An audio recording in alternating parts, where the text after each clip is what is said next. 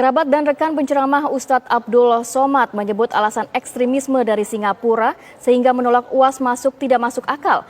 Pasalnya UAS datang ke Singapura untuk rekreasi bukan diundang ceramah. Pakar hubungan internasional menilai respon dari Singapura tersebut justru dapat memperpanjang permasalahan.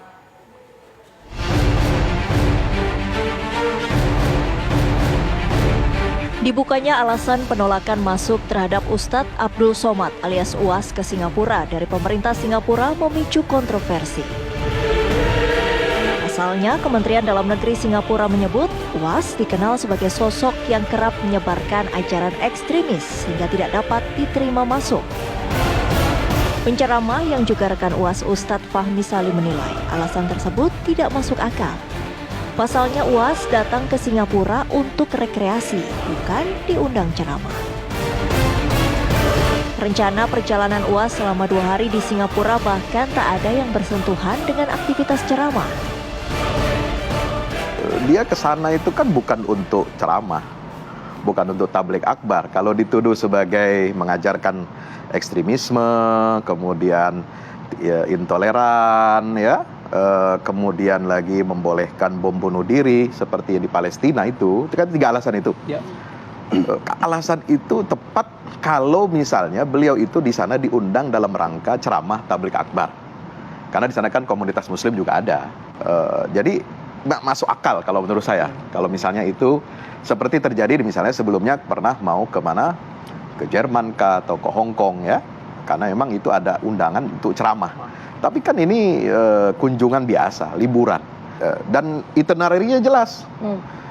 Yang saya baca, saya dapat dari beliau itu, rute perjalanan jelas. Jadi nggak akan kemana-mana. Nggak akan singgah. Hatta ke kerabat beliau. Kalau rekreasi orang dilarang dengan alasan keyakinan, ini kan sama saja dengan persekusi ya. Pernyataan Singapura soal UAS yang keluar dari Kementerian Dalam Negeri juga disebut janggal.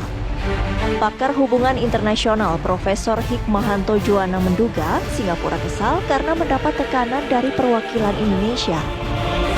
Respon dari Singapura tersebut dinilai justru memperpanjang masalah.